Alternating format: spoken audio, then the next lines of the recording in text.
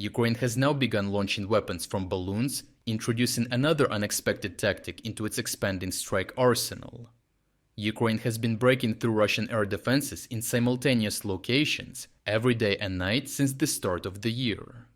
Ukraine has been able to sustain that pressure by constantly staying several steps ahead of the Russian forces, both in tactics, technology, and superior production capabilities. The arrival of balloon launch platforms represents the next step in this process, creating another detection and interception problem for Russian air defenses, while giving Ukraine yet another tool in its arsenal to use against high-value Russian targets. Russian military analysts have reacted with clear alarm, warning that Ukraine's growing use of military balloons could extend the threat farther into areas behind the front. One documented application involves Hornet drones carried by the Pirania military balloon system. The witnesses of the Savior unit of the Ukrainian Air Force's Consolidated Rifle Brigade has been recorded using balloons to transport these drones behind enemy lines before releasing them toward designated targets. The advantage of this method comes from carrying the Hornet to high altitude and closer to the target area, preserving its battery for searching for and engaging a target after release. The Pirania can carry up to 10 kilograms of payload and climb as high as 20 kilometers, while launching the Hornet from the balloon can increase its combat radius from around 150 kilometers to around 250 kilometers. The balloon itself can remain airborne for up to 36 hours and travel as far as 1000 kilometers, while the inactive drone has a low signature before its engine starts. The system still depends on favorable weather, a suitable tailwind, light cloud cover, and reliable Starlink communications, limiting it to missions where the conditions along the road are suitable. Despite those operational limits, Ukraine is taking the balloon concept even further with the Dart missile.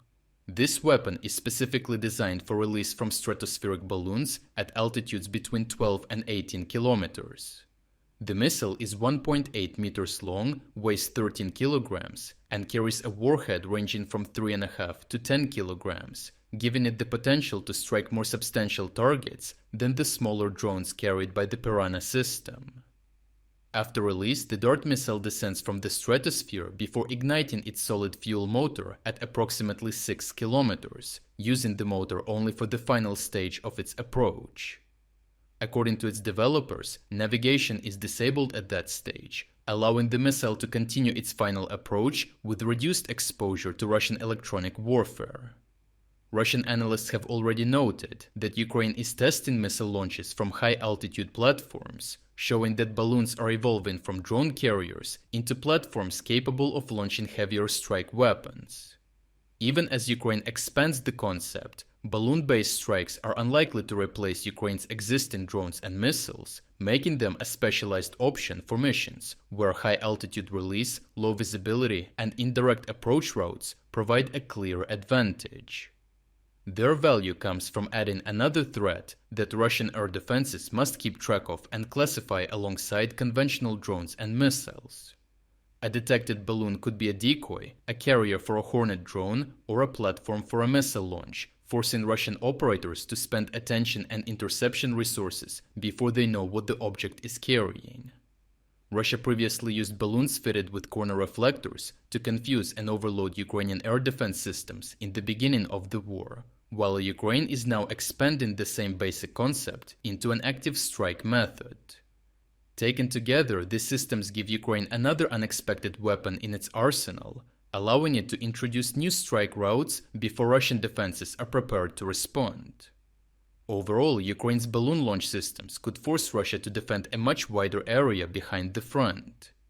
As the technology develops, Russian commanders may have to spread radars, electronic warfare systems, and air defenses across more locations, weakening the protection around their most important targets. Ukraine could then vary the routes and timing of its attacks, making it harder for Russian commanders to predict where defensive systems will be needed next. That confusion could open gaps elsewhere in the defense and give Ukraine more opportunities to push other strike weapons through for maximum effect. To watch uncensored combat footage that we used in this report, check out our interactive news map. Here we are unrestricted by the YouTube policies, and can finally show you the full uncut version of what really happened. But what is even more important, this map will give you access to all our analysis of significant events that go far beyond of what we can include in our short daily videos.